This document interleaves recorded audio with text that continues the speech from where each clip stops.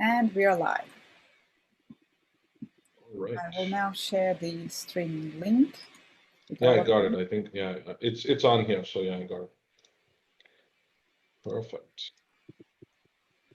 And let's take a couple minutes to share the link with our networks.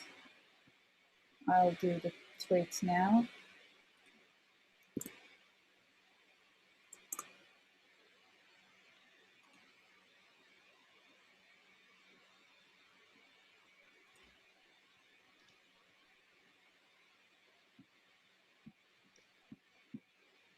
Hi, Evan. Evan is an ex-colleague of mine. Oh. I'm well, thank you.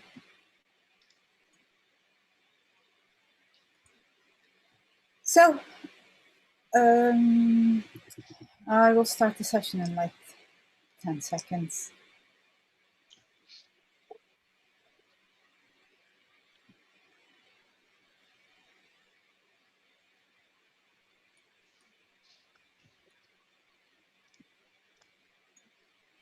Okay, welcome everybody.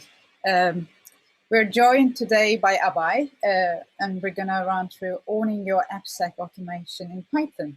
And he's gonna run us through how to own it. I do see a few new faces, or names in this case. So welcome to you guys all. If you're new to the Open Security Summit, the summit normally happens on site, but COVID has given us the opportunity to go virtual and go global, and also to have training sessions on top of the summit session. So the summit actually begins next week, but we're now in week 2 of training sessions.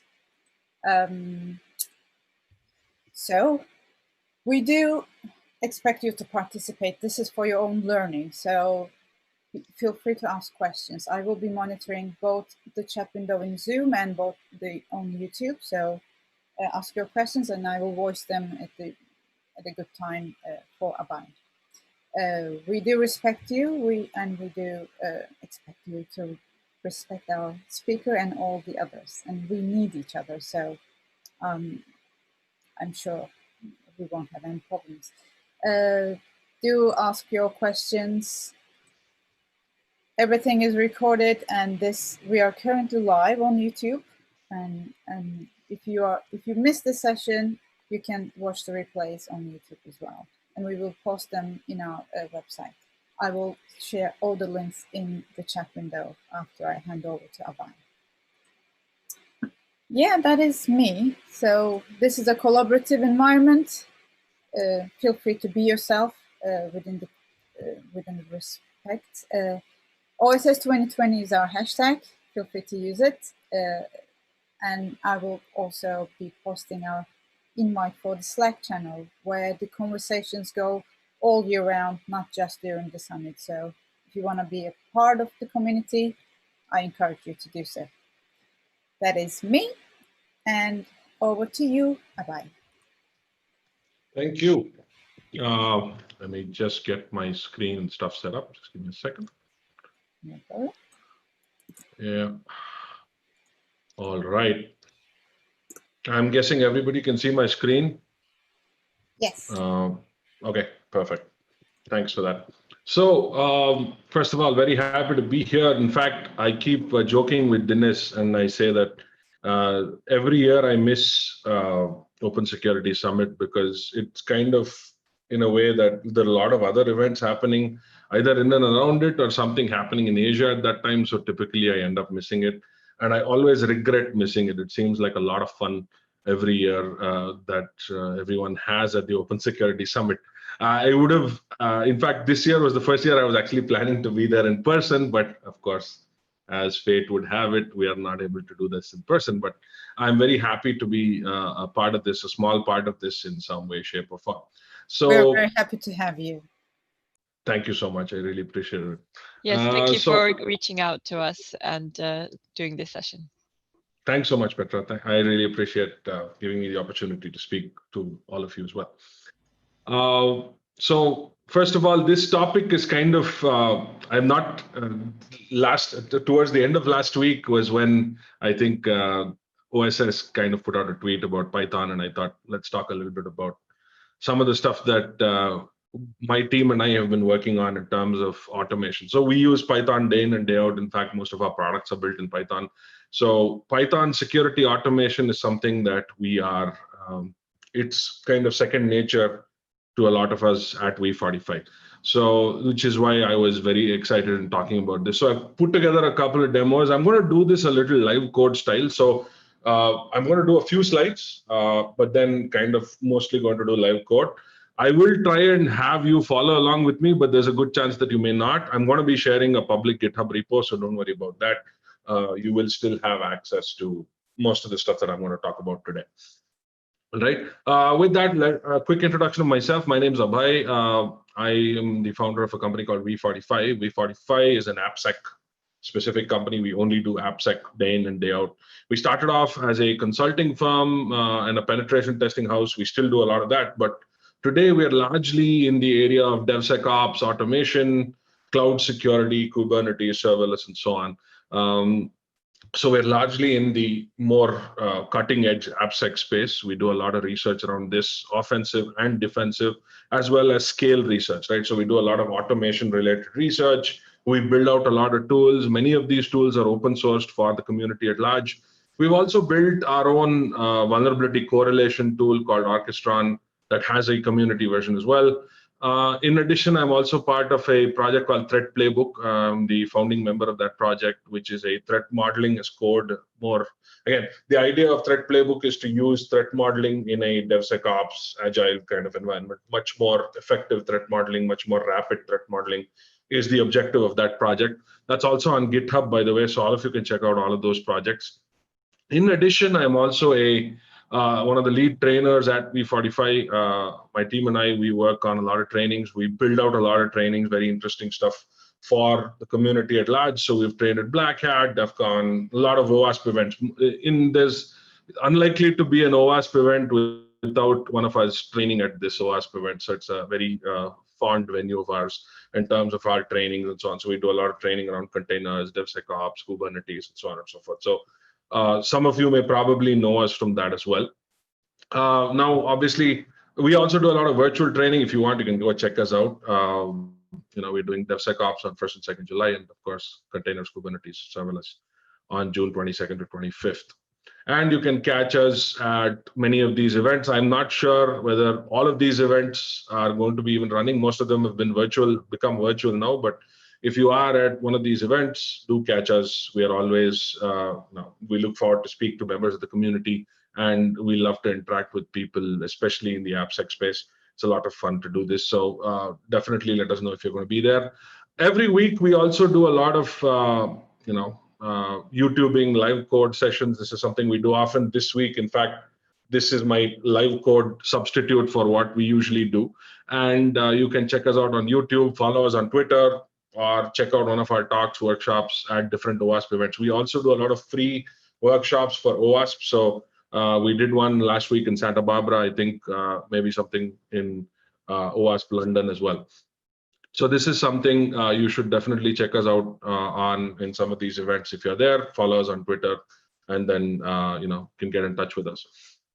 All right. So today's agenda is, like I said, it's going to be a few slides, and then I'm going to kind of jump into the code. I'm going to actually build out a live code. I'm going to share the end result of that code with all of you, because obviously I don't expect everybody to code along with me, but those who want can. Those who don't want can just run it, and that's fine too. If you don't want to run it and just watch it, that's fine too. Whatever works for you works for me. What I'm going to be doing now is essentially talking a little bit about, I'm going to introduce the subject a little bit. I'm going to talk about a little bit of the test automation aspect. I'm going to be looking at one major test automation framework in Python called the robot framework. Now, obviously time is limited, so I'm not going to be able to spend time on all of the different types of Python automation possibilities, but I'm going to focus on this because I find this to be a very interesting library and a very interesting concept in itself.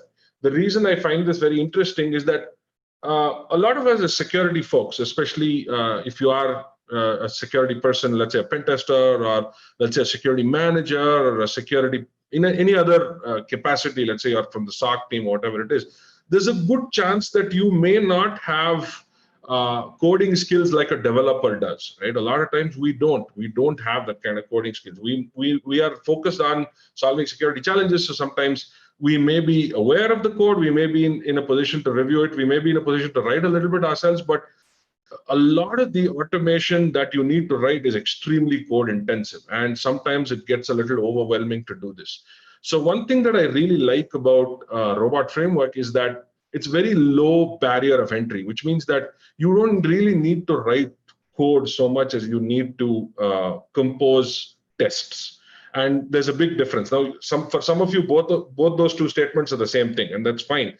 But in a lot of these frameworks, at least Robot Framework, and there's another one called Gauge and so on, these frameworks are really making it much easier for people to write much better tests without all the complexity of learning, the underlying code in itself. So that's one of the beautiful aspects of using something like Robot Framework. And I'll get to that as we go along. So let's look at some challenges in security automation. I'll quickly look at why Python and some benefits of Python, and of course, test automation with Robot Framework. We look at 3 or 4 different use cases, and we can get started with that. Right. So the need for AppSec automation. Now, I'm assuming that all of you understand the need for AppSec automation, right?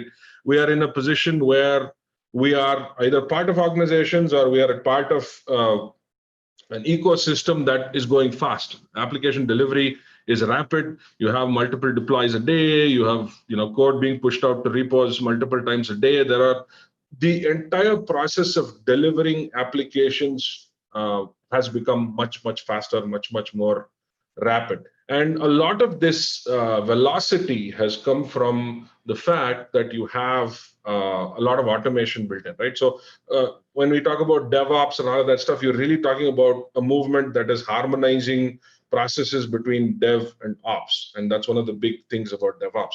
However, one of the things that DevOps has spawned is that, hey, you know what? I can't obviously have human beings doing everything. I can't have a human being running unit tests or running a command for unit tests. I can't have a human being running my integration tests. I want to be able to do this in an automated, repeatable way so that things get built and things get shipped much faster. So, which is why you've seen a lot of automation being created as part of DevOps initiatives, and that, of course, has now become DevSecOps initiatives, where we are also trying to add security to that DevOps pipeline or DevOps pipelines, so to speak, right? So today we are looking really at a concept called dev-first workflows, right? So when we look at dev-first workflows, we're seeing that everything is kind of centered around development and dev, right? The dev function, so to speak.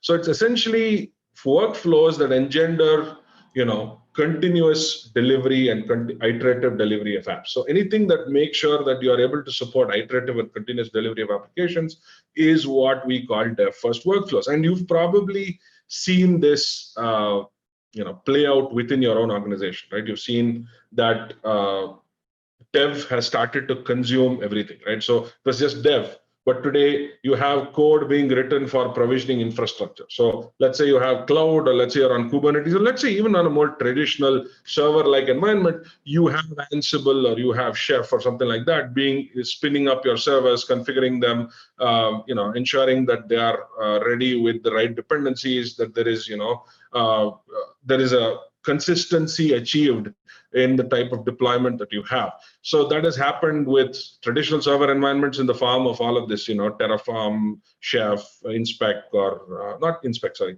Puppet, and so on and so forth. And you've also seen that consistency being achieved in a more cloud-native environment with things like Terraform, serverless, CloudFormation, and so on. So you've seen these kind of workflows taken on as well. So dev has really consumed pretty much everything, right? So the entire product engineering team that used to consist of these multiple functions and multiple different types of functions has started to become more dev-centric. You see that code has kind of made its place into everything. So dev has consumed ops. So you have infrastructure as code, continuous integration, continuous deployment. All of this is code, right? This is code that needs to run and of course, hopefully need to be tested, and hopefully is tested. A lot of times it's not, but that's what's happening.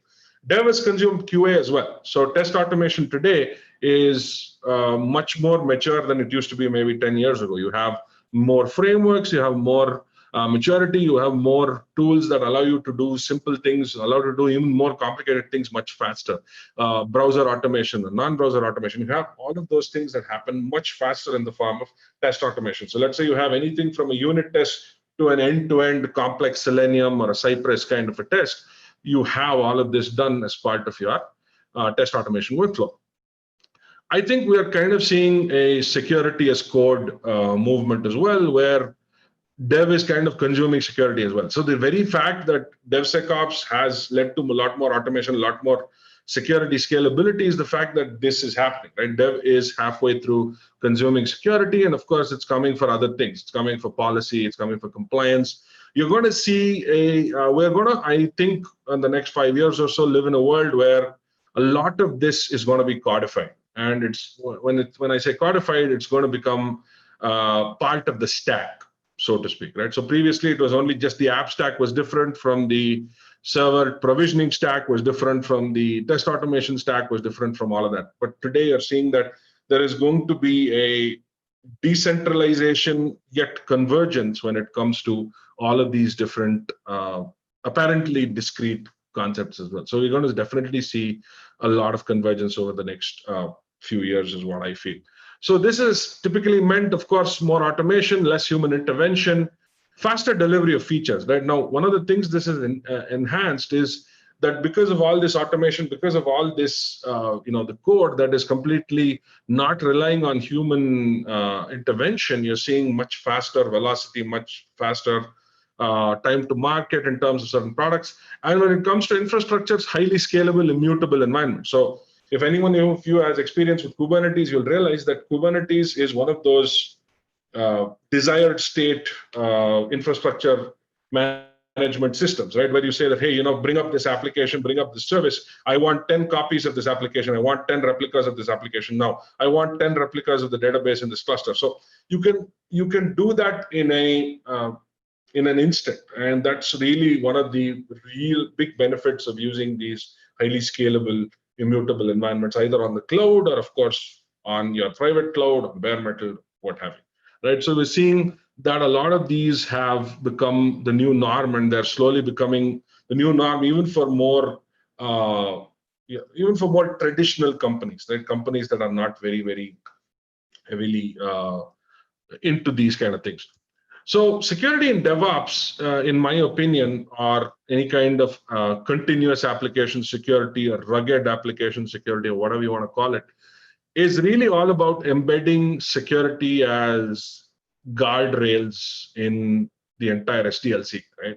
So when you start off with your SDLC, you do some kind of planning. Once the developers start writing the application or building the code, they're automatically subjected to a bunch of checks like static analysis or security composition scanning. And of course, once it's deployed in a QA or a test environment, that's when you would kick off a bunch of tests like DAST and IAST. And of course, as you go further down the line, you have other set of tests, hopefully a lot of them automated, kick in to make sure that your entire your stack has security checkpoints at multiple places in the SDL. In fact, even in the security monitoring and attack detection space, you're seeing things like OS Query and Zeek and all of those things that make the rollout of these recipes or these rule sets much more easier, because you can just go by these rules and they would detect these kind of patterns based on the rules that you would deploy. So all of this, if you see a lot of this, in fact, even threat modeling, in fact, that's what Threat Playbook is all about.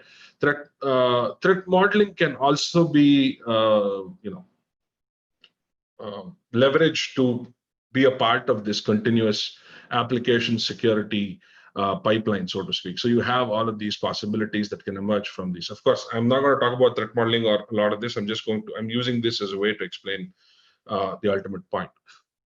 So the idea here is, instead of having these super efforts, now I'm sure all of you remember the days of the annual pen test or the quarterly pen test, right? So you have that scenario where you do security testing only once a quarter, once a year, once in 6 months, or whatever it is, where you would have a massive amount of effort, and that kind of becomes pointless because the product has already moved forward, right? Imagine if you do a quarterly pen test and your application is being deployed 2-3 times a day. By the time your pen test report comes out, your application has probably gone through 30 or so changes, which is why it's still not able to keep pace. So the idea is to change security from here to make it more like this, right? Where you have security that keeps pace with the SDL itself. So rather than having security lag behind, security becomes a more iterative, chunked piece of work that actually gets embedded into the SDL at its, at multiple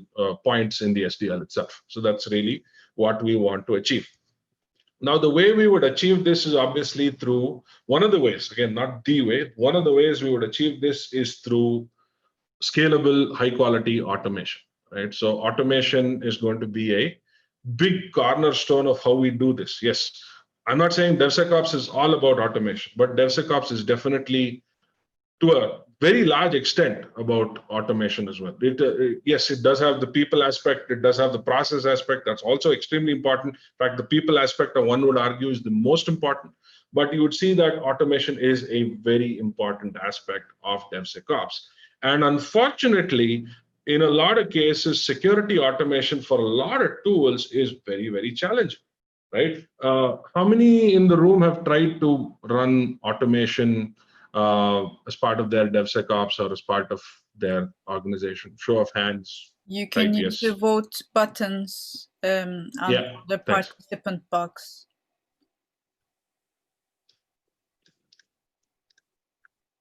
Yeah. Only 2 people? Okay. Maybe 3. Yeah, a couple of you seem to be voting, but yeah, I mean, I'm going to assume that most of you are finding, are definitely, when you're doing it, there are definitely a lot of challenges that you'd see. And we see challenges every day when we work with our clients, right? So there are certain clients where it's much easier. Of course, I'm not saying it's the same level of complexity with everyone, but a lot of folks find it easy. A lot of folks find it incredibly hard. So it's not only people finding it hard or easy. The tools themselves also need to lend themselves to automation, right? A lot of tools are very hostile, especially security tools. I don't know if you agree with me on that, but a lot of security tools are extremely hostile when it comes to integration. They don't play well with others, right? So they are a little bit more, I said this in my AppSec Cali talk as well, they're very, very narcissistic. So we see that a lot of security tools are very narcissistic. They're not interoperable. They don't play with other tools. They find it, I mean, it's very difficult to work with their API. And I'm even talking extremely popular tools. Tools that as pen testers we find to be extremely popular sometimes have the worst kind of integration possibility. So that's something that I see often, right? I don't want to name these tools, obviously, but you know what I'm talking about, and I'm sure that a lot of you have seen this. So they are challenging. They don't have very good APIs. They don't play well with others, and of course, that is a big challenge. Now, one of the things that I've always felt that security folks have ignored, and to their own peril, is that they should essentially get QA teams involved. How many of you work with your QA teams for security? Any show of hands? Yes, no, maybe, not so much. How many of you work with your QA teams for security? Not talking QA teams for test automation. Test automation, there's something they're already doing. They're probably already doing manual testing. But have you leveraged your QA teams for security? There's a good chance that a lot of you have not, and a lot of you don't. And there's a good reason for that. Hey, QA is QA, right? They look at functional bugs. They look at whether this is working correctly or not. They look at maybe performance, depending upon the kind of QA that they do. The security is not really their problem. But that's actually not the case. A lot of times you will see that the test automation efforts of QA can become a major input and a major source of value for a security team or as part of the security process. So I'm going to talk about this later on when I look at Zap and so on. But the idea here is to have an engagement with the QA team where they help you build out scalable security test automation. And that's something that we're also going to look at today, of course. So scalable security test automation, and try and give you this on a single fabric, right? So this is all about test automation, right? So test automation is one of the big things, right? Now, a lot of us in security have kind of completely ignored this word, kind of stayed away from this. Hey, test automation, they do something with Selenium. We don't really care. They do something with Selenium, is essentially our perspective of a QA team. But that's not true. If you imagine if you can leverage your Selenium test and pass it through Zap as or one of your application security scanners as a proxy, you'll realize that you suddenly have a completely scalable, authenticated scan of your application, right? So we'll see that as we go along as well. But the idea here is that the marriage of test automation and security testing is going to be the future for everything, not just for DAST or IAST or something like that. Even for anything else, you have to have security testing closely integrate with the test automation. The test automation. What do you call the test automation umbrella that is used by your product engineering team? So that's really one of the things I'm going to talk about today, and of course live code on today. So of course, why Python? Aside from the fact that it's one of my favorite languages to write stuff in. So why Python? For those of you, how many of you write Python code regularly? Anyone here? Okay. I try. I started using Boto 3 for automating some security tasks. So this is the beginning of my Python journey. Right, absolutely. Great. Nice to hear that. So I see a couple of you, 3 of you have responded with a +1 or a me. That's great to know. So Python, one of the reasons I like Python, not just for the language. First of all, Python is an easy language to learn, right? If you come from C or C++ or Java, then you'll realize that Python is much easier to learn, right? It's low entry barrier. You find that it's much easier to look at the syntax. It's much easier to understand. Of course, I'm not saying it doesn't have its problems. White space. A lot of people complain about Python a lot. A lot of people complain about every language. It's not necessary that Python is immune to that set of complaints, and it has its own.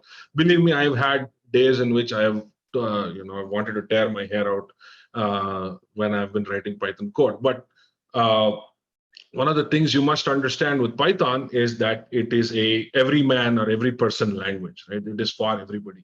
And it becomes very a low entry barrier for people to start writing Python, simply because, and I think that kind of encapsulates my third point, Python does not try and force you into an object-oriented mode all the time. You can either go with an object-oriented mode, or you can go with a functional mode. Let's say you don't want state, you don't want to sit and manage object state, you can just go with a simple set of functions, and Python is off to the races. You don't really need to sit and worry about, okay, I need to make this into an object. How do I convert this into an object? How do I do polymorphism? How do I do interfaces? All of that stuff is not there. It makes it a lot easier for you to write code, since you don't have to have this forced object orientation every time. If you want object orientation, of course, Python allows you to do that. And it is an object-oriented language, but it also allows you to do functional use cases. In fact, I write Python every day, and in most cases, I don't use its object orientation capabilities in many cases, especially when I'm doing serverless stuff. I don't necessarily use its object orientation at all in most cases.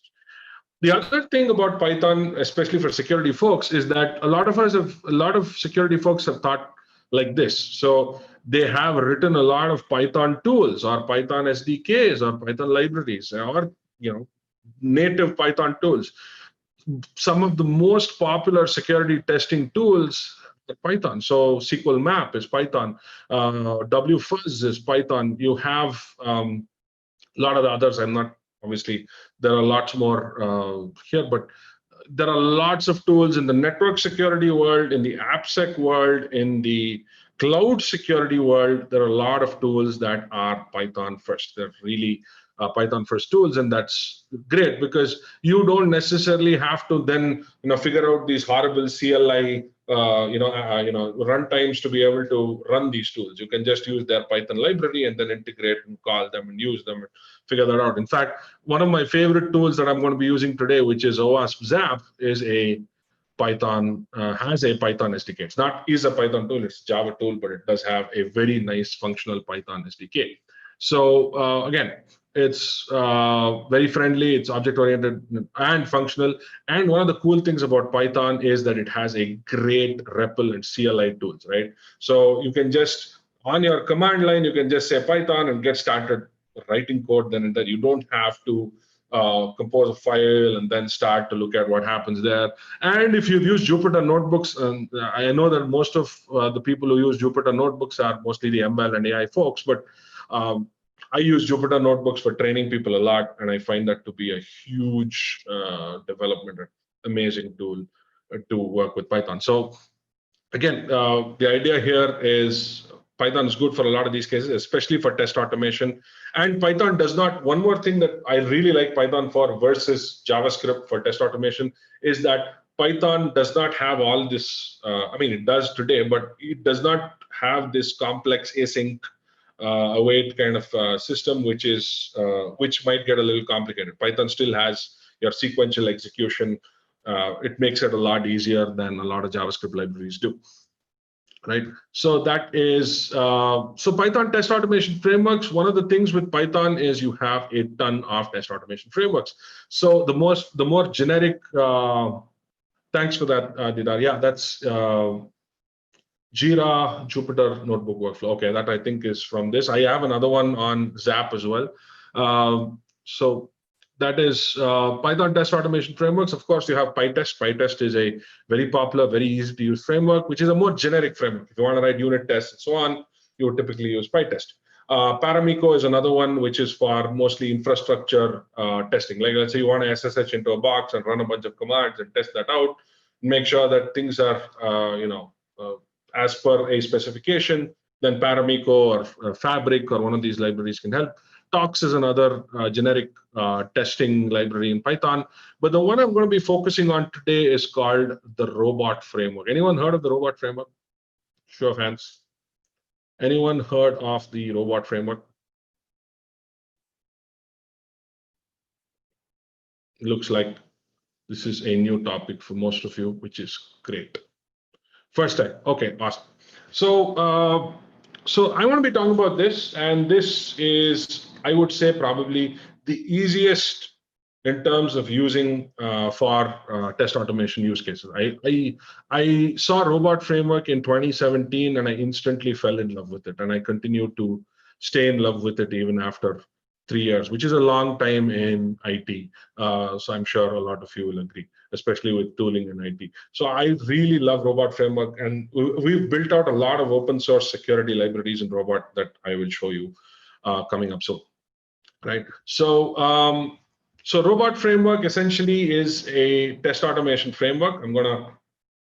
So it essentially started off as an acceptance test automation framework. So one of the things with Robot that you will see is that you can compose tests in natural language syntax. You don't really have to write code, and you will see that as I'm going along.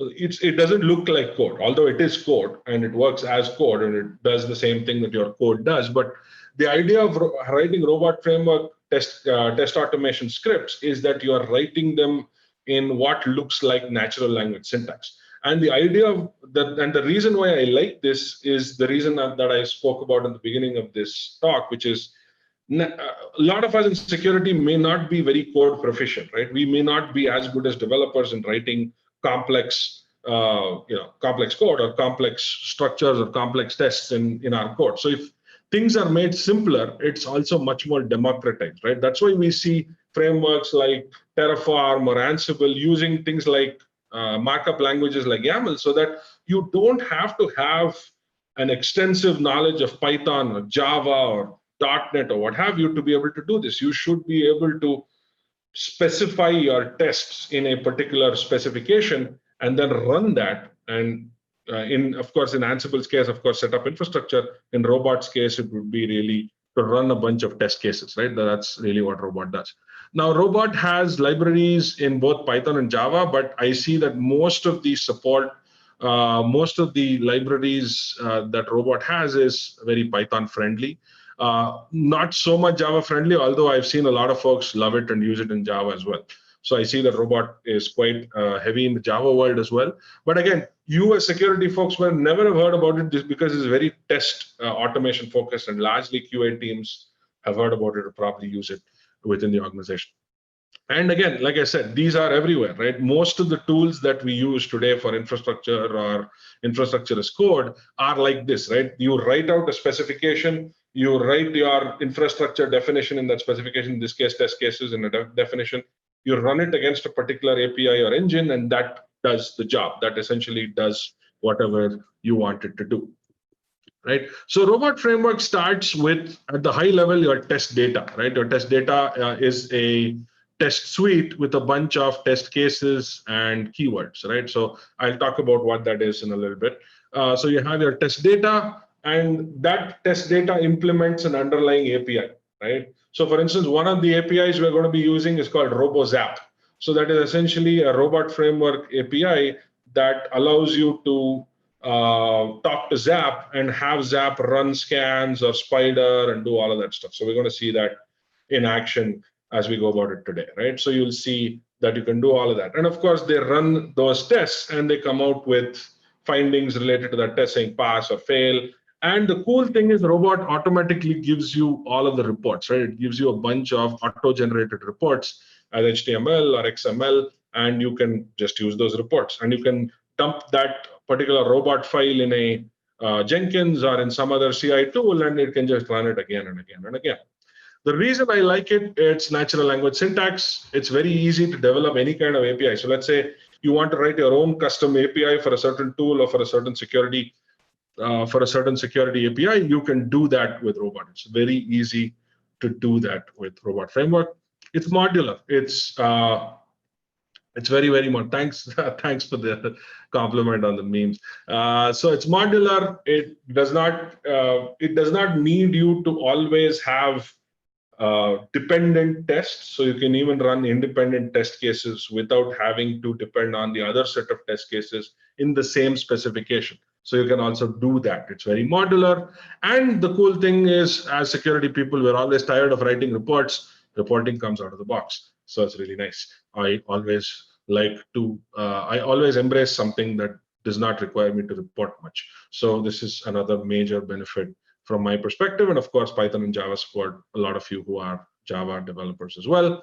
And you do have, one of the cool things I really like about Robot more than anything else is that you can use this to test. In fact, it works with Selenium, it works with Appium, it works with anything that your test automation folks are already using.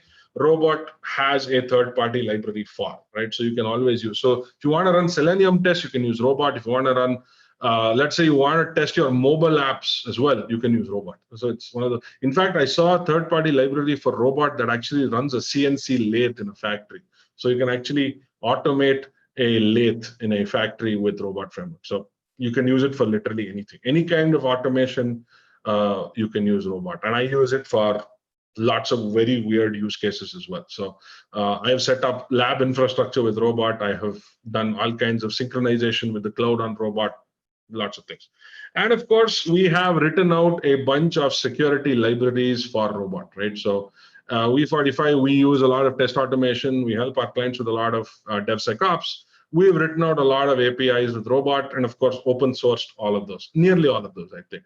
Most of the APIs are open source and available for you to use. So let's stop the talking and start the coding. Now, the first thing I'm going to do is share my that repository that I was talking about. So for those of you who want to check out all our open source stuff, you can just go on. I'm just going to share that link. Hold up. This is our repository. You can just share this. And of course, this is the one that I'll be using today. So this is the repository that I'll be using today. Now, for those of you who want to follow along, please do. But remember, I'm not going to be able to stop because we don't have too much time.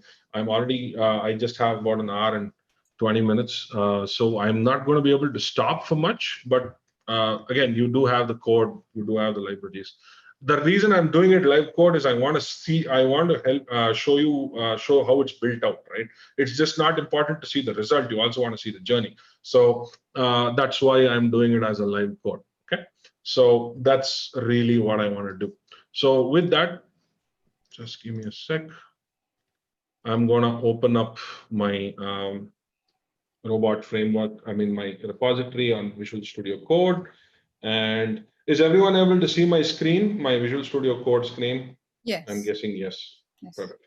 All right. If anybody has questions, please post them in the chat window. I'm looking at the questions. Perfect. All right.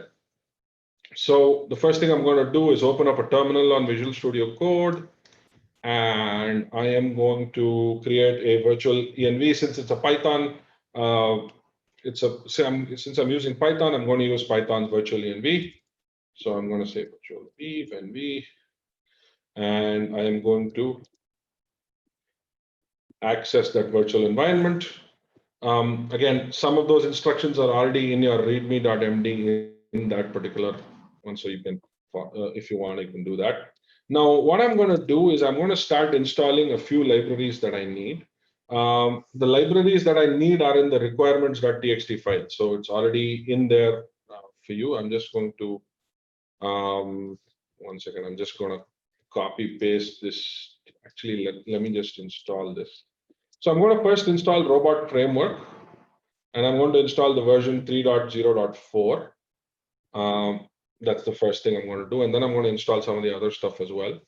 So I'm going to install pip install robozap, robo node.js scan, robo, I would say robo bandit, robo. These are all libraries that we've written, right? So these are, if you look at our GitHub page, you'll find a lot of robo something, right? So these are specific robot framework libraries for these open source security tools. So one is Zap.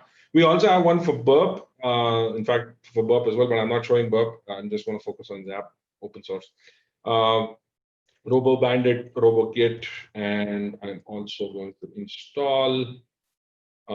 Is there anything else? Let me just check if I'm missing something. Yeah, so this is, like I said, this is going to be live code, so you're going to see a lot of ums and ahs from me. So please don't mind. I'm just going to kind of compose it as I go along. It's part of the process. So yeah, exactly. Yeah, so it's good to see those as well. So I want to install this stuff which I need. I need all of these libraries. Again, you don't have to do this. I'm just doing this to show you what I'm doing as we go along. You can just install the requirements.txt file and you're good to go. You don't need to do this the hard way. So that's essentially what I have. So let's start with a basic robo introduction and show you how it works, right?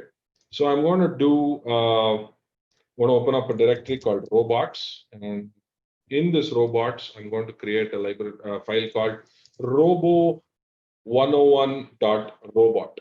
Now, .robot is the robot framework extension. Okay. Now, this means that you can use the robot CLI, which is essentially, just let me, 1 second, please. Just move this into focus. Yeah. So if you use robot, you will see that you can run the robot CLI. So this runs whatever test script you give it to run. So when you say robot, saying robo101.robot, it will run that test specification. Okay, so that's essentially what it does. So that's what I'm going to do. Okay, so I'm going to close my terminal. Actually, I'm going to just pin it down to the bottom here. And let's start writing the first set. So the first thing you're going to see with robot, it's just like, in some ways, it has a very similar structure to any other source code that you'd see, right? So let's look at that. So I'm going to declare something called settings. So that's *** settings ***. Now, this is where I can import third-party libraries. So let's say I want to do something with some third-party libraries, I import third-party libraries here. Just like you would import third-party libraries in any other programming language, you can do that in Robot. So the format that it uses for the documentation is restructured text. So that's why you see the stuff. It looks kind of like Markdown. So for those of you who are familiar with Markdown and restructured text, this is going to be a very familiar kind of approach. So let's import a couple of libraries. I have some robot framework built-in libraries that I'm going to import. First library is called operating system. And one of the things you should remember with robot is that whenever you're declaring any function arguments, you need to double space them, right? Double space. It's not a single space, it's a double space, right? I'm using the Visual Studio Code robot extension for syntax highlighting. You can do that as well if you want. So library, screenshot, I'm going to take a screenshot and let's see what else I can do. I'm going to also, yeah, that's actually it. I'm just going to use these two libraries, okay? Then I am going to create my test cases.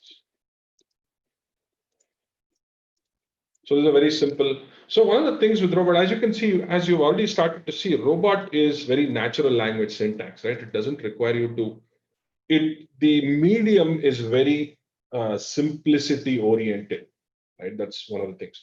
So one of the test cases I want to do is create a file and write something to it. As you can see, this is a test case. And of course, it's not running anything yet, but this is a test case. Okay. I'm hoping everyone is able to see my screen large enough. Yeah, it's very good. Cool, perfect. So this is a test case. Now the test case obviously is not implemented yet. We need to do something more to implement this test case. So let's implement this test case, which means that I want to obviously create a file and write something to it. That's obviously what the test case is, and that's what I'm going to do. So let's actually create that test case. I'm going to say create file, double space, file.txt, and append to file test.txt. So this is again append to file double space test.txt double space hello world.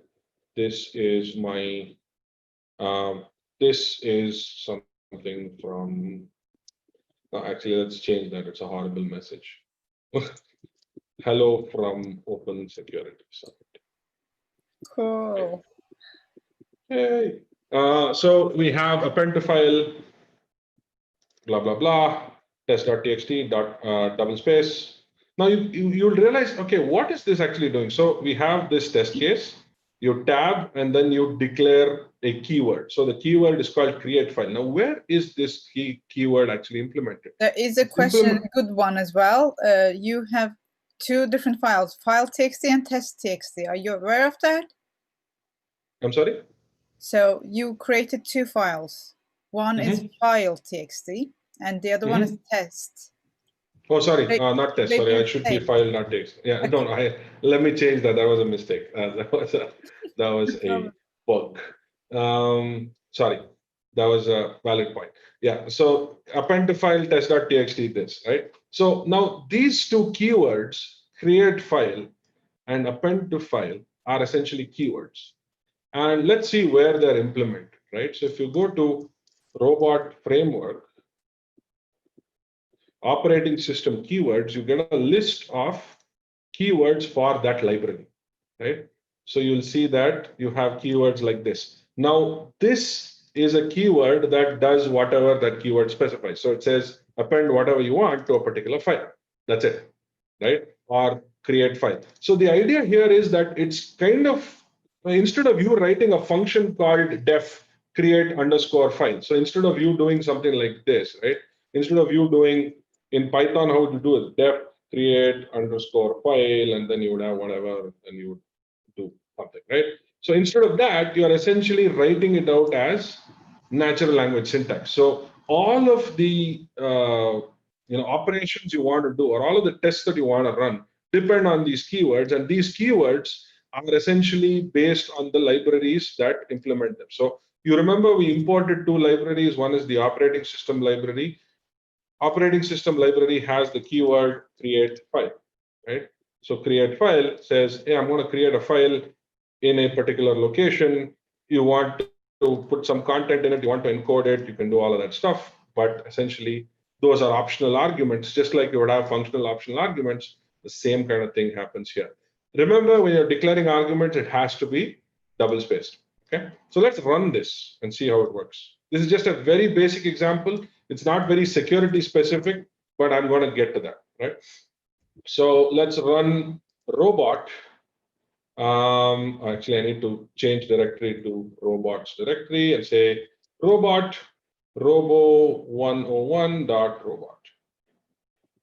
And the first thing you'll see is that it ran this particular test case and it said, hey, I passed. All of this worked perfectly, no problem. And you see what happened here. We had the test.txt run, and of course, our content was inserted into this particular test.txt. So one of the things that you'll realize is that you can have these test cases and you can run these keywords as part of these test cases. So as you can see, the keywords are also not very difficult to understand. The keywords are essentially just like natural language. So create file is very intuitive. Anyone who reads create file will say, okay, this is clearly just creating a file. It doesn't have this complex functional notation that you would otherwise have. Yeah. Double white spaces are extremely important, Sebastian. Absolutely correct. That is the way you would actually declare your arguments, right? So one of the cool things you also see with robot is that it gives you reporting out of the box. That's what I said, right? So you see that along with our test.txt, you have a report.html that was created, an output.xml, a log.html. Let's see what this is. So let's open report.html. Oh, open. Okay. Yeah, you see that there's a reasonably, of course, it's very green and very bright, but nevertheless, you see that since all the tests have passed, that's why it's all green. But if one of them had failed, you would see this in red. So it's kind of jarring, but nevertheless, that's the way it is. So you actually see all the test cases that ran. You, of course, if you have documentation, you can also write some kind of doc strings for those test cases. It will come up here. If you have tags for those test cases, it would come up here. But when you click into that, it'll actually give you details of what ran, right? So it gives you all of the details of that specific, the keywords that were running and what it did, and how much time it took, all of that stuff. So it also gives you a lot of detail aside from just the pass fail kind of things, right? So pass fail kind of status, it also gives you information about what happened, how it ran, why it ran, so on and so forth. So it appended the file, it created the file, and it gives some documentation related to that particular keyword, right? Is this clear so far? I've just done a very basic test case implementation in a robot. Nothing to do with security, but just give you a perspective of how this works. Okay, any questions on this so far? No, it's been going good. Yeah, if there are no questions, it either means people have understood everything or they've understood nothing. So I don't know which one it is. I hope it's everyone understood it, because I understood it, so I'm pretty sure others also did. But there's no stupid questions, so if anybody has any questions, just please. Yeah, absolutely. Yeah, please. Cool. So let's just finish this up. I just have one more thing to do. Yeah. Great. So let's do another. Let's take a small. Let's do something a little off the beaten path. So let's take a screenshot of my screen. As a test case. Now remember, when you're doing browser-based testing, you want to be able to take screenshots. Right? That's awesome, especially when you're pen testing. If you're a pen tester, you're probably doing a lot of screenshots. So let's say you want to be able to take screenshots as your test case is running or your test automation is running. You can just use the take screenshot keyword, which is implemented as part of the screenshot library. And you can say, I want to name it oss.jpg. Okay. So let's take a screenshot. let's run this again, like we have done so far. And robo 101. So you see that my screenshot's there, and you see that, yeah, this is screen 3. So I use 3 screens. So one of my screens has been screenshotted here with the Zoom call information. We have a question in chat. Yeah. Someone joined a bit later. So is the robot framework only for automating security testing or general web application feature testing also? Can I use it? You can do it for anything. Yeah, you can use it for automating. And like I said, people automate CNC lathes with robot framework. So it's sky's the limit. You can use it for anything. You just have to write the API for your use case and use it. Or you can use somebody else's API. So let's say I've written an API for something that you want to do. Just pip install it and get started. That's it. And you showed robotframework.org, right? Yeah, robotframework.org. Yeah, so you have like, yeah, that's the. So here you find all the introduction to this, and you have examples and stuff like that. Third-party library repos have lots of yes. different tools for them. That's right. That's right. So you have all of this stuff for robots. You can see the CNC milling machine. That's what I was talking to you about. You can actually automate that as well. That was really cool. Anyway, so let's move on. So we've done some screenshotting. We've done all that stuff. All cool. Let's do one last thing, which is grep a file grep, which is grep a file for the word. Grep the file, of course, our test.txt for the word hello. You can actually do that and run it, of course, as we've been running it so far. And it, of course, generates another screenshot as before, but now it's also been able to grep it.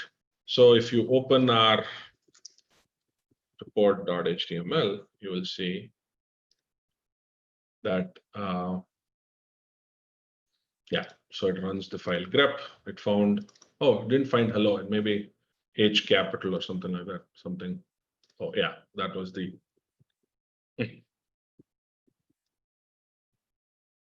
Yeah, you'll see that now it's changed. 1 out of 1 lines matched. Yeah, all right. So I'm guessing everybody understood because this is the same thing. I've not done anything very fancy here. It's the same thing. Now let's look at how we have done some of the security tools and how you can leverage some of the security tools, right? So I'm going to essentially leverage a Node code base, and I'm going to run a static analysis tool against a Node.js code base. Okay, so let's make sure that I clear my terminal.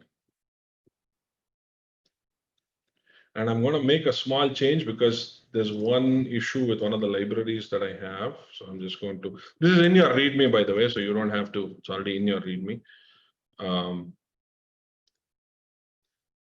just going to install a different one. So now I'm going to write some code and then going to show you what is actually happening. Okay. And for this part of the code, you will need Docker. So if you don't have Docker, you will not be able to run this part of the code. Just saying that for those of you who are running it along with me. Okay. So let's open up another directory called Node. And in Node, what I'm going to do is so in this case, what I want to do, let me explain what I want to actually do here. The first thing I want to do is download a Git repository from GitHub, okay, a Node.js Git repository from GitHub. I want to scan that repository for security bugs. So I'm going to use a static analysis tool to scan that particular repository for security bugs, and of course, get that report and use that report. So let's say, of course, I'm just going to, in this case, I'm going to stop with getting that report. But let's say you want to push it to Slack, or you want to push it to, let's say, so for instance, in our case, we use Orchestron, our tool that does vulnerability correlation and management. We push it to that tool so that, it gets correlated and aggregated from there. So that is the use case here. So we're going to download a repository from a GitHub, run a static analysis tool with a tool called Node.js scan, and then generate a report. So this is a real security use case. It kind of works like a security pipeline, right? So as soon as a developer writes code, you can actually trigger this event or trigger this particular set of steps to run either as a GitHub action or in Jenkins or where have you, right? You can really do, the sky's the limit for how you want to go with this, okay? So let's first go to Node, the Node directory, and I'm going to open up a file called nodesec.robot. Okay. Now nodesec.robot has a few cases, and I'm going to first write out the case and then I'm going to explain. So the first thing I'm going to do is have some settings. I'm going to import some libraries, as I've done before. The first library I'm going to import is one of the libraries that we've written called Robo Node.js scan. So just give me a sec. Robo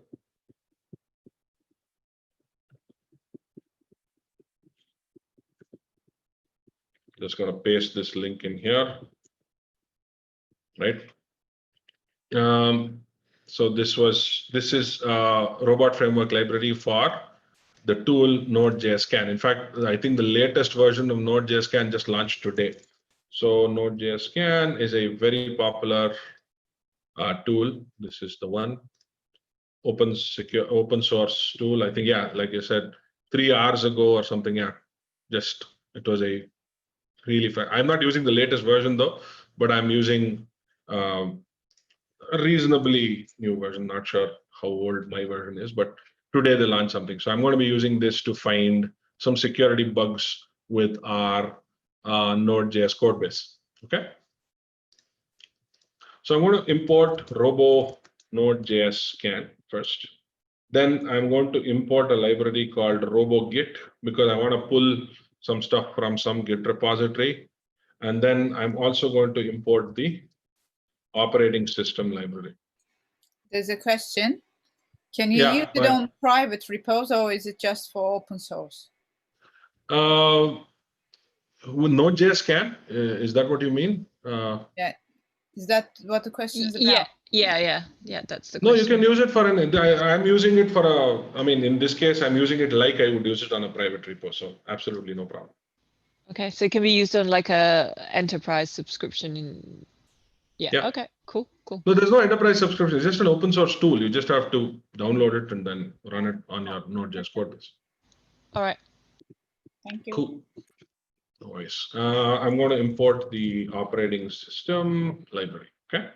Then Robot also has another section to the test suite, which is called the variables section.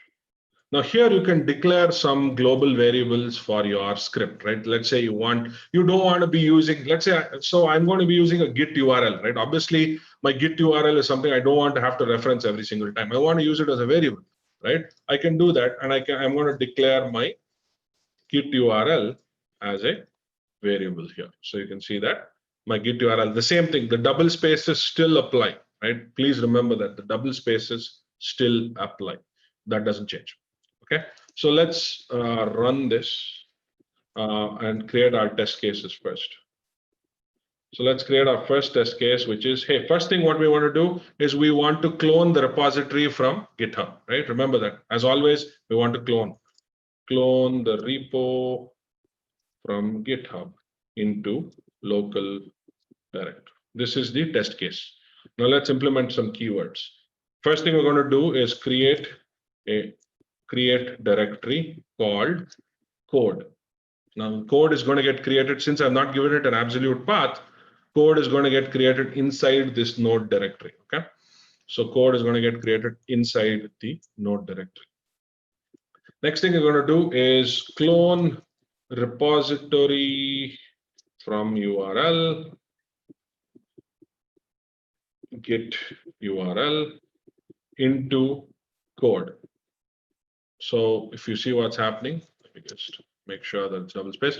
So this is where RoboGit comes in, right? So it's going to clone this repository from this GitHub URL into this directory called code. Okay, so this is done.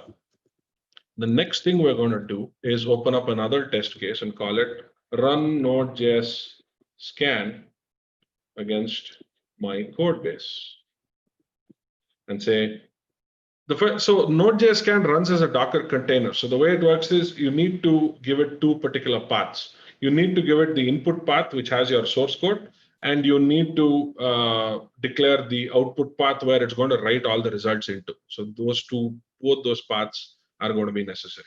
So the first thing we're going to do is create a directory again called results in the same directory. So since we're not declaring it as an absolute path, it's going to create it in the same directory. Then we are going to use run Node.js scan against source.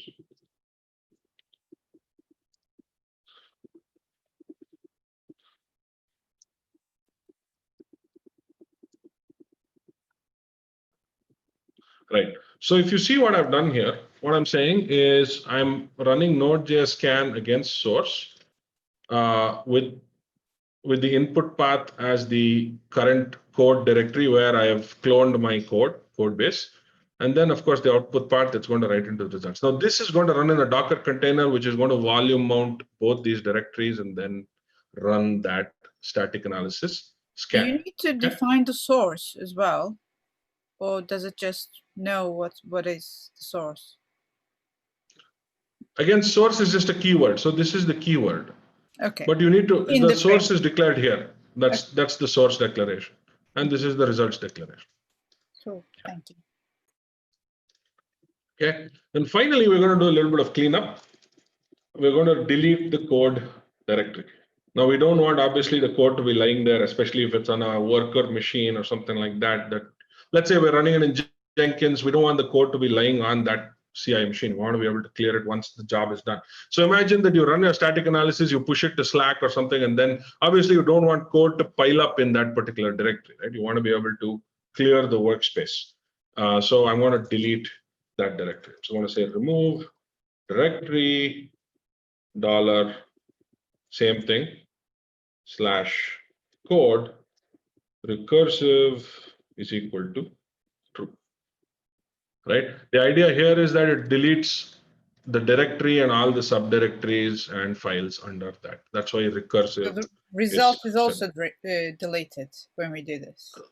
No, result is not. Result is a separate directory. I'm just keeping the results. But yes, you can do the same thing for that as well. But I've decided not to do that. Okay.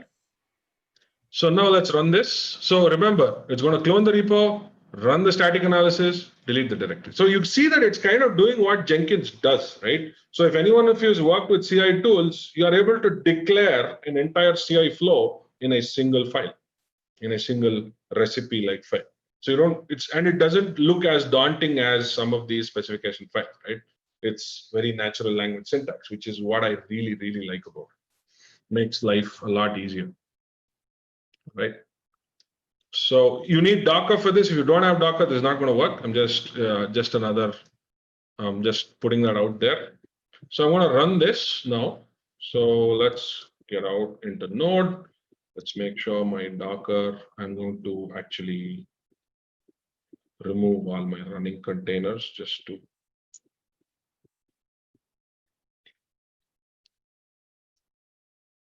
Just give me a second, please. How much time do I have? I think I almost have another hour. Yeah, you have lots of time. Okay. Yeah, I probably need it. Right. Right. So I'm going to run this. So I'm going to say robot node sec. And so it's going to clone. It's going to run the static, and we're done. That's it. Right. So it, of course, deleted the code directory, but it was there. Otherwise, you won't have the result. So let's see what it actually did. So it cloned the repo. It ran Node.js against my code base, Node.js scan, and then deleted that code directory with all my source code. So you see this. The results have now been published. And let's see what the results are. It found a bunch of issues. You'll see that it found hard-coded password, SQL injection, I think, yeah, remote code execution, SQL injection. So you can see that in not a very large specification, we've been able to completely configure a very friendly workflow that can run and immediately start to produce results, right? Immediately it can start to produce results. And you made it look so easy. What type of problems do you normally face? I guess the double space is a good tip to remember. Oh, we have a question. Why is Docker needed for this? Yeah, so I've the way I've written Robo Node.js scan is that it runs it as a container, just that the dependencies are contained within the container. That's why. Okay. So it's specific to that too. Yeah. So what type of problems do you normally face when using this? Or for new beginners, what should they be careful about? See, first of all, the libraries themselves are the first point, right? So if you don't have a library for specifically what you want to do, you might have to implement it. That's not hard in the sense that, let me kind of take you through a little bit of the library tour, right? Now, this is Robo Node.js scan, and the way it works is that this is the library, underlying library. And you see that there's only one function, right? There's only one function that does what it does, right? So run underscore Node.js scan underscore against underscore source. So what robot does is it runs each of these functions. Whatever you give it, it's just the same function, except the underscores are removed. So you can implement your own function. So if you don't have the library, yes, you might have to implement your own function or your own library for this. But if you do, it's not that difficult to do. Right? Some of the challenges, coming to your question around the challenges, if it's very complicated test automation code, like for instance, Selenium tends to get, if it's a very large application, tends to get complicated. It becomes a little difficult to understand, read. But in terms of, of course, robot is only Python, so of course it doesn't work. Python, other than Python and Java, it doesn't work like generally for everything, right? It doesn't, let's say you have a .NET or Go or something like that, you can't use this. Yeah, so this is, I would say these are some of the challenges that we faced. The larger the functional test automation, is going to be more complicated. Yeah, but this is much simpler than normal test automation, to be honest. A lot of times, normal test automation is also quite hairy. It's not exactly a walk in the park. It's really, really complicated. Thank you. Right. So, any questions on this? We kind of, I kind of gave you a slightly different perspective. I kind of C# code. Yeah, there's one called security code scan. It's on GitHub. Security code scan. Yeah, there's the one. There you go.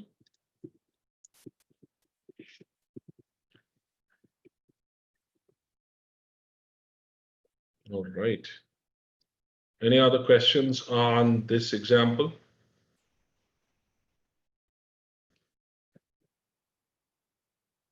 All right. Just give me a second. Let me try and go a little off book and see whether I can do something else. So now we've run static analysis. Let me see if my other library is actually working.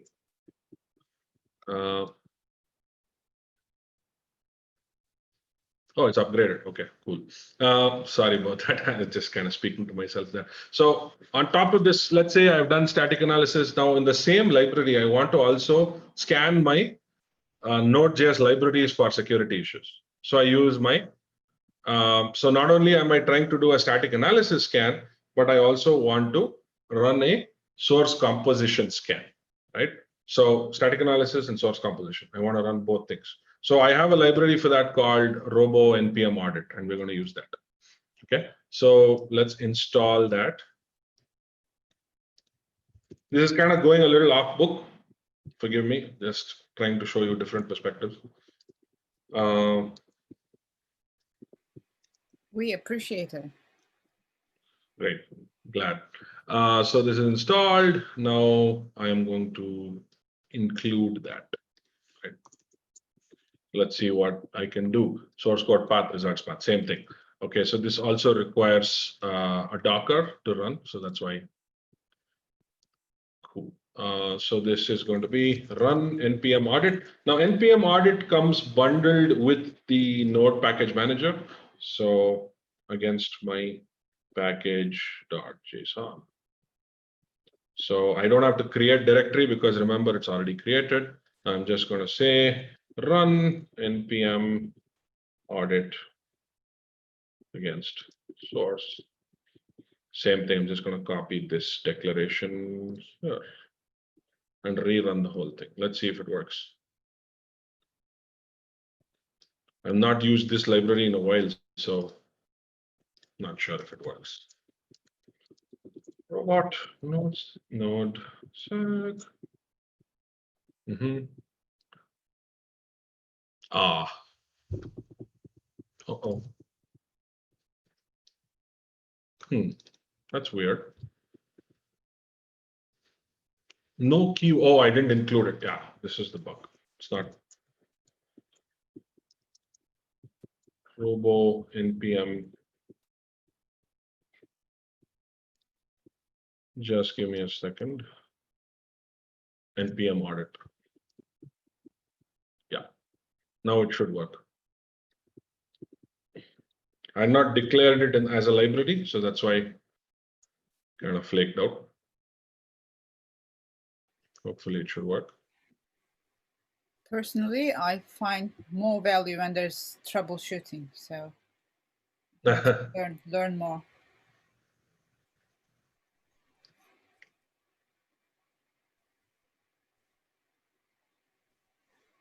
Yeah, I think it's downloading the Docker container, and that's why you're seeing a speed lag. But yeah, it's done. So you see that within a few minutes, we are actually able to add another major security task to our pipeline. So you see that it's found all of those library security issues. All right. So yeah, I just kind of went a little off book. So just to give you a slightly detailed perspective. All right. The no questions. I'm going to proceed with the next one. I'm going to use Zap now. This is going to be probably the largest demo in the talk. Let's get started. I'm going to. So how many of you use Zap here?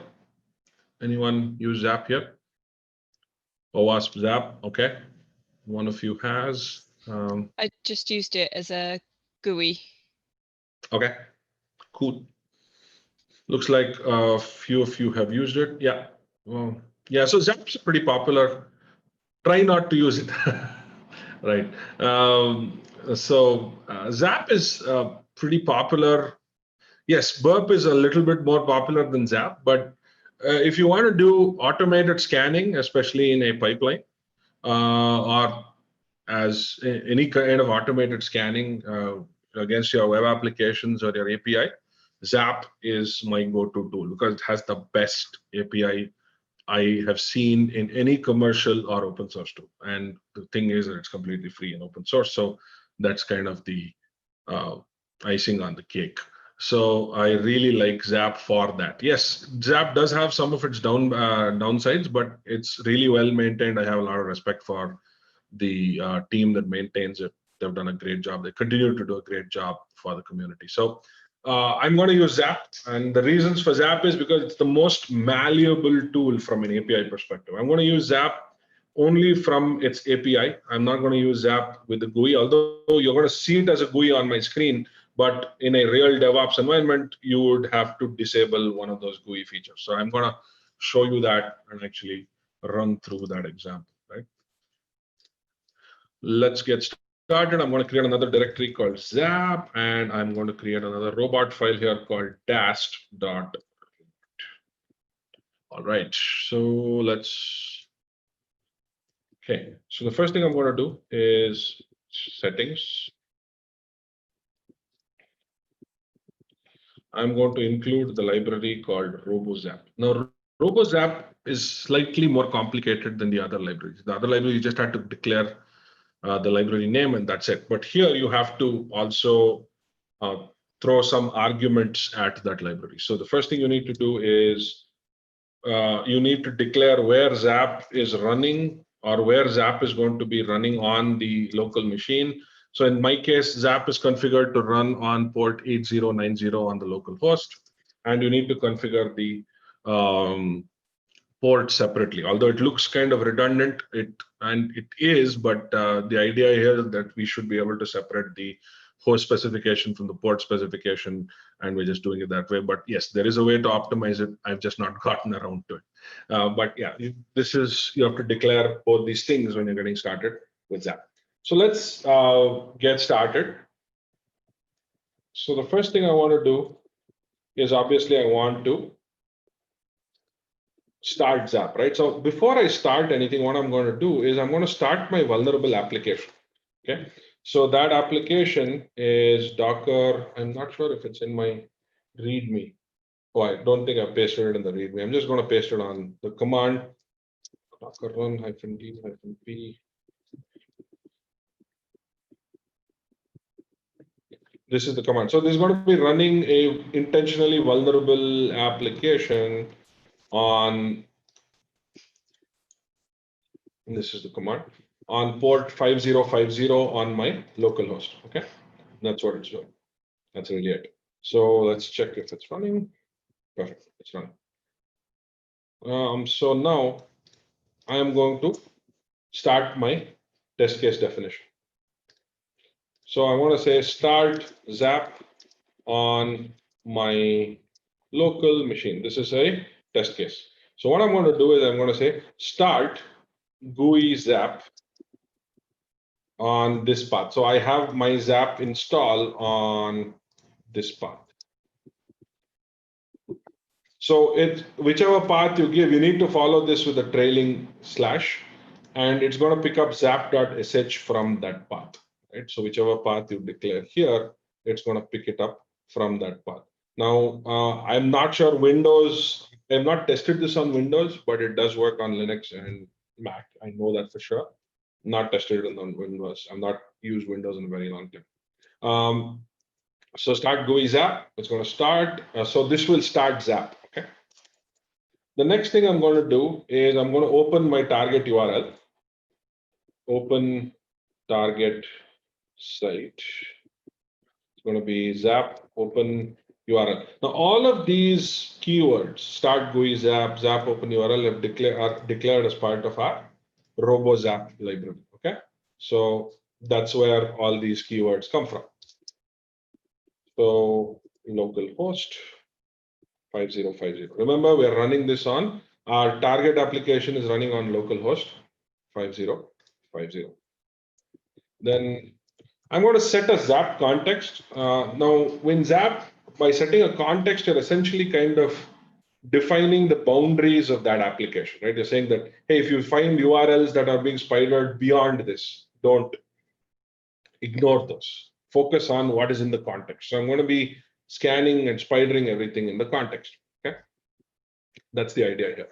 Okay, so I'm going to say set context for target application. Again, this is all part of Zap's API. So now I want to do something a little different. I'm going to create something called a context ID.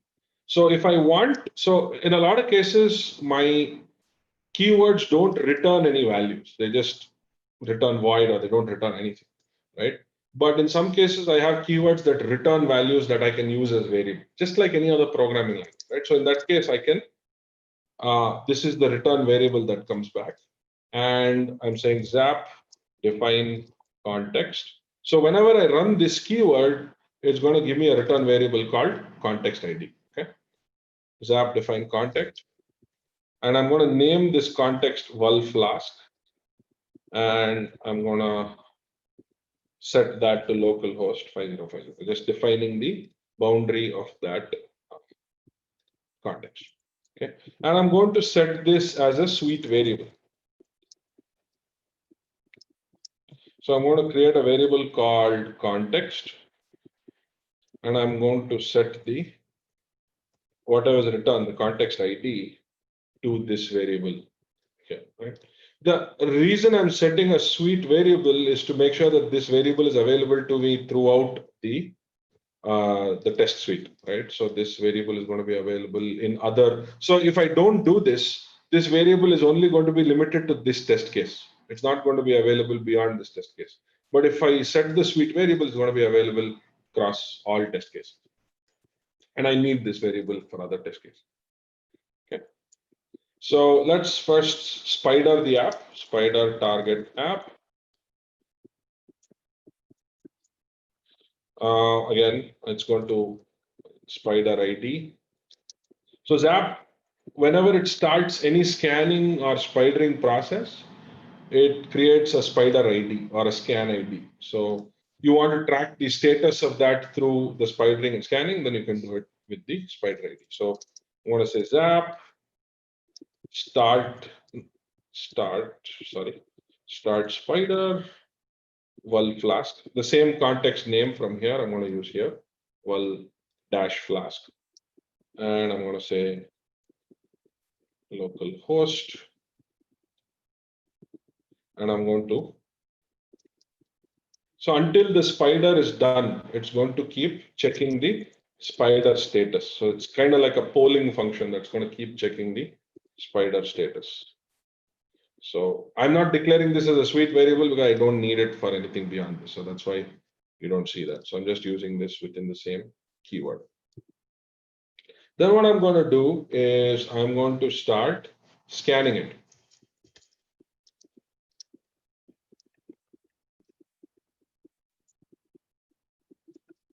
Okay, so again, scan ID.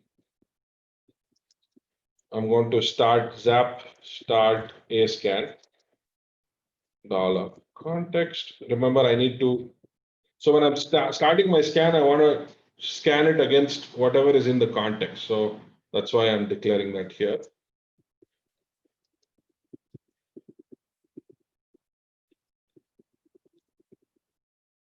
Zap scan status dollar scan ID. Now, this is done. Finally, what I'm going to do is I'm going to generate a report with Zap.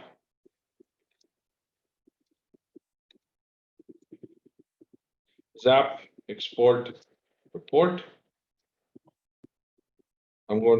This is going to just be in my current directory in a file called report.json. I need to declare the format, which is JSON. I also need to give a name for that particular report, which is going to be called scan report. And then the name of the reporter, in this case, is me. Okay, I'm going to just run this. So you see what I'm doing here is I'm running a full DAST scan with Zap in a completely programmatic and automated way. That's what's happening here. So that's really cool, right? So just imagine loading this into some kind of a CI tool and just running it. That's it. You're done. You don't need to do anything else. So let's actually run this first, okay? And then we're going to do something even cooler in a little bit. Let's see what's going to do. All right. So I'm going to cd robot dash.robot. Okay. So when I run this, so it's going to start Zap. It's going to start Zap in GUI mode. I want to just pull it up on screen here. So you see that Zap is started in GUI mode. So I'm just pulling it up on screen and I'm going to kind of, sorry. So in the back, you will see that it's still running. You'll see that it's running the robot. So you see the spider is done. It's going to start scanning the site. It's going to start active scanning and finding all the vulnerabilities. And then it's also going to generate that report. Boom.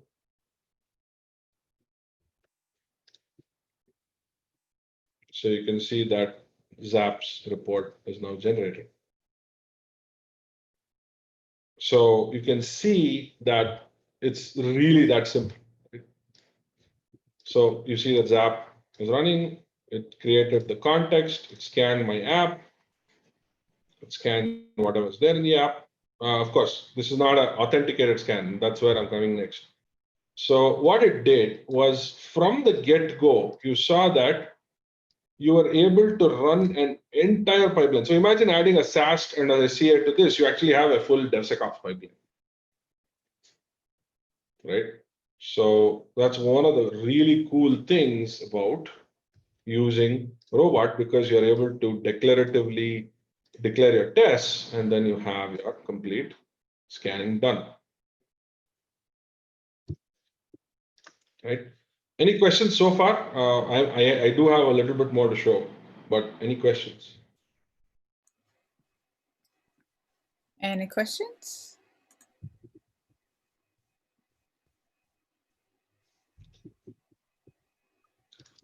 Yeah, so there's a question from Seco. Is there any way to automatically import REST SOAP API from Swagger into Zap without manual intervention? Yes, there is. Zap has a add-on called, I think, there's an Open API add-on. Yeah, you do have it. You can use that and import it. Zap API allows you to import that thing as well.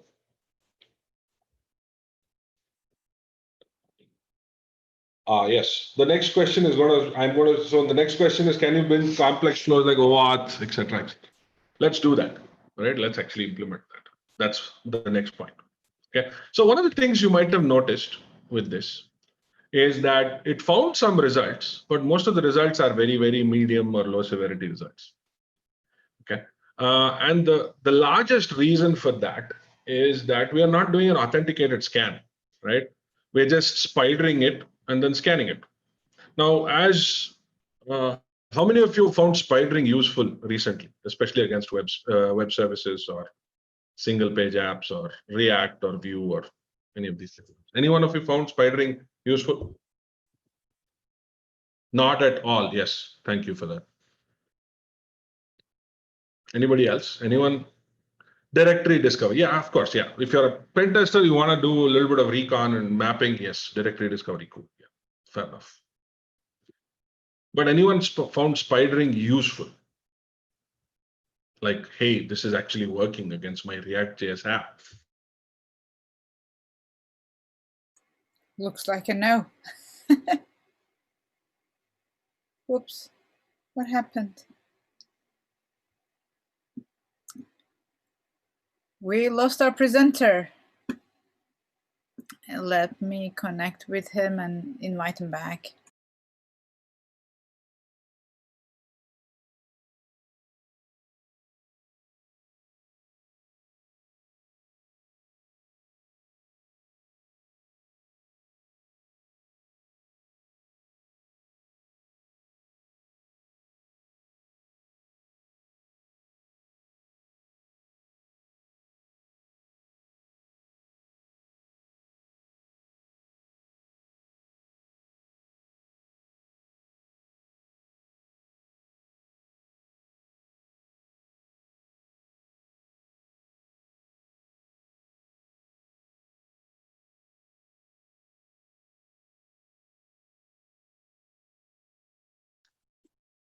Hello. Hi, welcome back.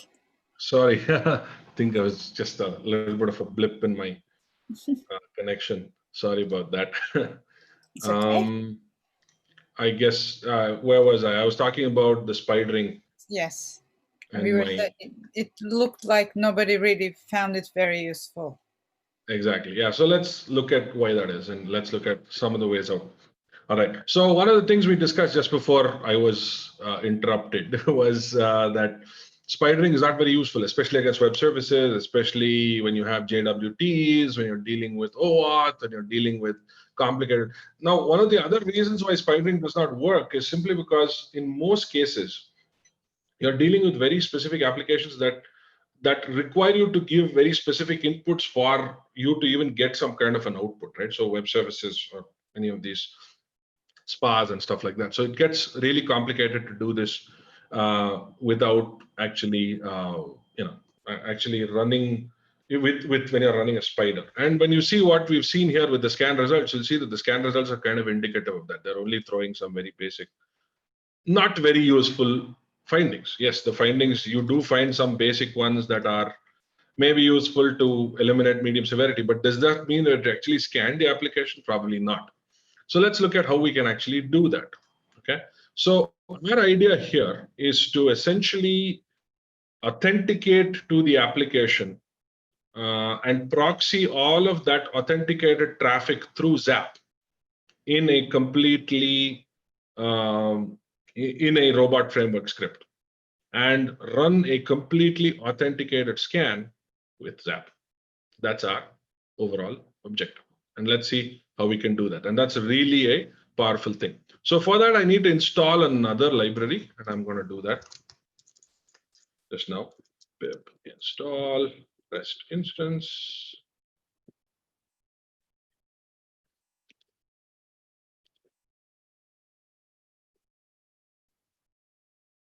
Yeah, so we're done with this. And so REST instance, what we're going to do is we're going to declare it as another library. We're going to say that, hey, we want to talk, the base URL that we want to use you against is localhost 5050. So this is the target, but we are going to proxy through Zap, right? Remember, we are proxying all of our traffic through Zap. And Zap is running on port 8090. So it's like a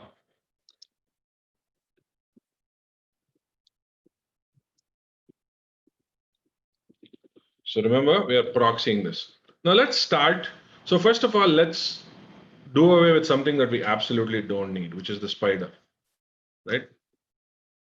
Let's remove the spider. We don't want the spider. The spider is kind of pointless. We don't need it. We don't want it. This is a web service. We want to test it as an authenticated user. So let's first authenticate, right? Authenticate to the web service. Now, the first thing we're going to do is we're going to get a response. We're going to post to the login path. Username, admin, password, admin123. Now, I'm just authenticating to this app. And now what I do, especially when I'm running it with the cloud or in a prod environment, I can store all these sensitive variables in HashiCorp Vault and stuff like that and pull it out from there, right? I can actually use that. In fact, I think RoboZap has some functions that allow you to pull from Amazon SSM and stuff like that as well. So I'm just doing that here. I get a response. I make sure that that response status code, response status is 200, right? So I want to make sure that my response status is 200 and not something else. Just give me a second, please. Yeah, that's perfect. I just thought there was something wrong with my microphone. Right, so I'm authenticating to the web service, and then now remember, this should return a token, a JWT, right? It's going to return a JSON web token, which I want to use in all my subsequent requests. So I want to be able to use that token in every subsequent request. So I'm going to say set suite variable $token, and whatever is coming back in my response header. So res.headers authorization. So it's coming back as an authorization response header. I want to use that and store that in the token. So it's like a key value pair kind of thing. I want to set this variable, and I want to use this variable in every other request. So I'm going to copy the rest of it. I'm sorry, I'm not going to type it out. I'm too lazy for that. I'm just going to copy the rest of my code. Now let's see what we're doing here when I copy it. So the first thing I'm doing is, as an authenticated user, I'm getting customer by ID. I'm doing a get request on get2, then I'm fetching customer by ID, customer ID here as a post request. I'm searching for a customer by name. Again, all that is being done here. Finally, after all this, I'm going to start my active scan, generate my scan report, and that's it. right? So I'm going to make sure that all of this is done. So in the meantime, I'm going to delete this report.json.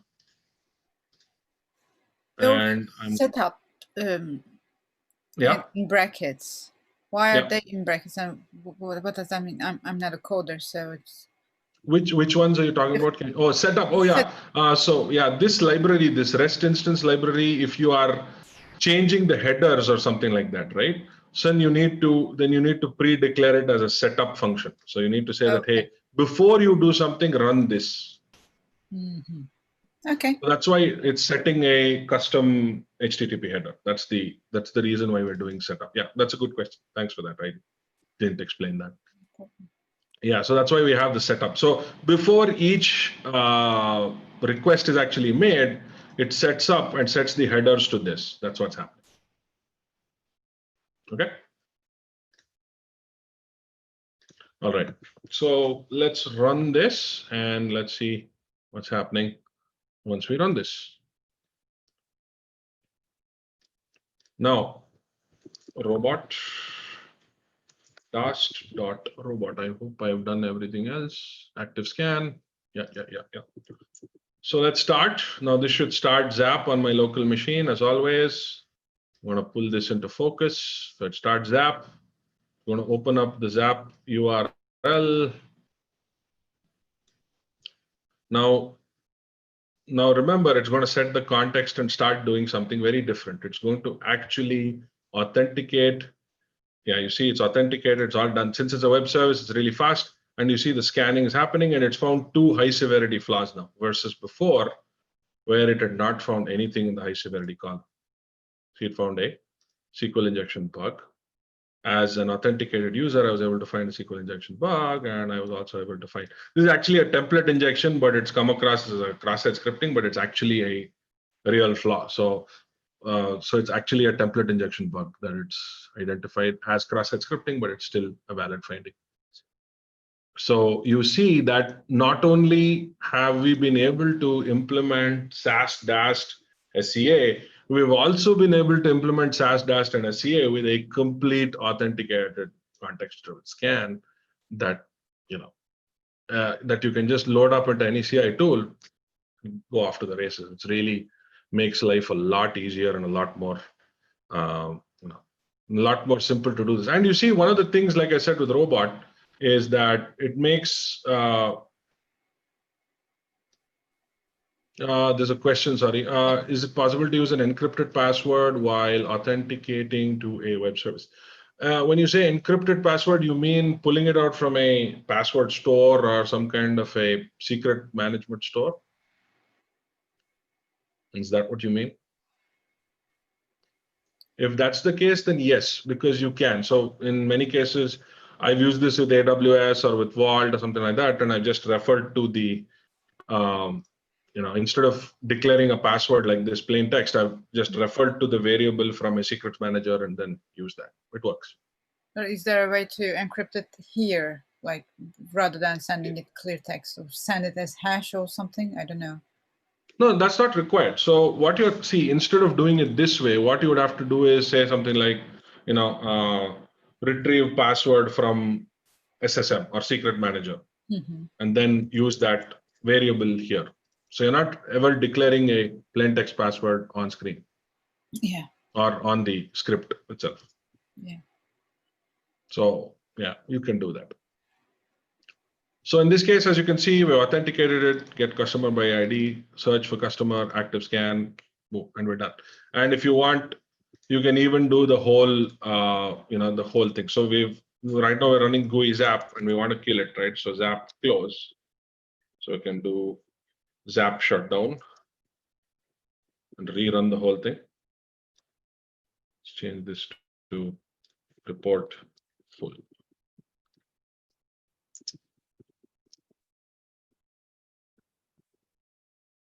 Yeah, so again, same thing. Zap starts up. The same exact process repeats. And once it's done, Zap should shut down as well, in this case.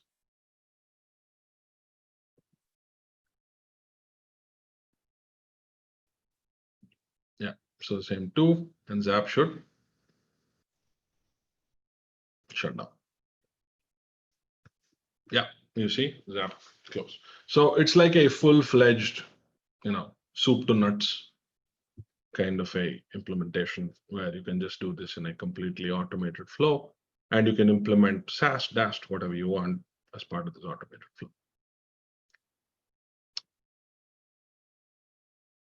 Any questions? Can we check the report? Oh, you want to check the report? Oh, yeah, sure.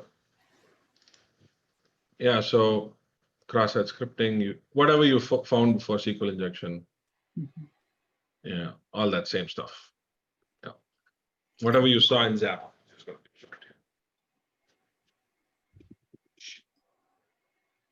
Any dashboard together and see all results?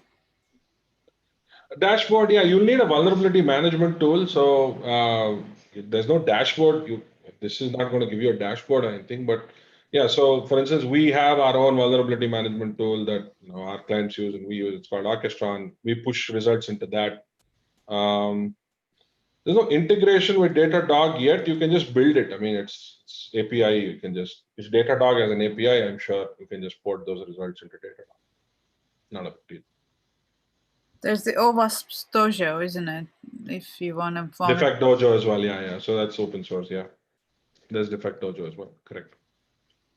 So could you just give a few tips on how to introduce into like an automated pipeline? Just how would it work in the real world, for example, as an example? And you would host obviously the app not on your local machine in this situation, but like maybe on an EC2 instance, or could you just give like a sure brief? So yeah, it really depends upon how your application is packaged, right? A lot of this has to do with the packaging itself.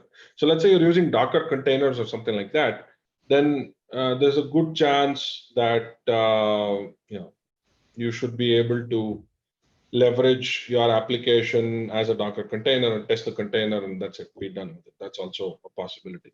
Now, usually what I've seen is security tools, not all of them can run in a build pipeline. So there are build pipelines and there are non-build pipelines, right? So typically, when you're dealing with DevOps, you're dealing with either build pipelines or non-build pipelines. In a build pipeline, you don't want to add things like DAST because it's going to slow down a build pipeline. So build pipeline typically runs for about a minute, minute and a half, maybe 5 minutes max. But your DAST tools will typically take a while to run. So ideally, what you want to do is run either source composition scanning really fast tools or static analysis really fast tools in the pipeline, or in an incremental part of that pipeline.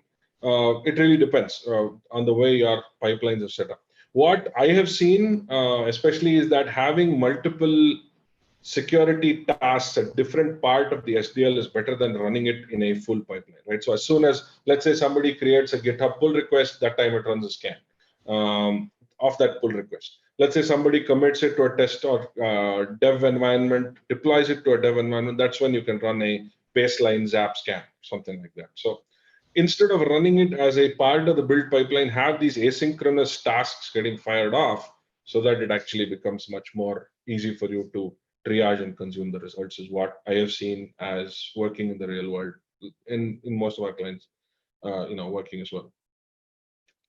Yeah. So these are some ideas. Of course, that this is I'm probably not going to be able to fill in most of those blanks because again, it's a very large, expansive question in terms of, hey, what are the different pipelines? But these are some pipelines that I've seen working. Thank you.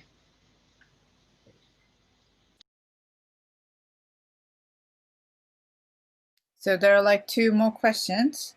One of them is not a question, but Lambda will be a good example to show if you can. And the other one is about that encrypted password question. So the person who asked it dropped off and came back. So So that part, like I said, secrets management. If you can use secret management, you can. If you use a secret management solution, you can just refer to your password as a variable there and just use that variable here. It will, dereference that variable and use that variable. in the script. So I would consider using that. So let's say you're running this in the cloud or in an environment with, let's say Vault or some other secret management, you can leverage, or you can even store that as an environment variable and leverage that from there, right? You can just say dollar whatever, and it'll pick up from there instead of putting a plain text password like this. You can do that if you don't have a secrets management. Cool. Any further questions?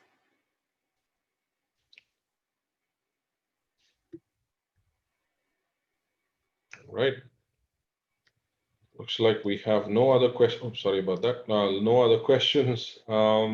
Yeah, so do keep in touch. I am on Twitter. I'm definitely available for any questions that you have, any clarifications. I do this live code sessions every week or so.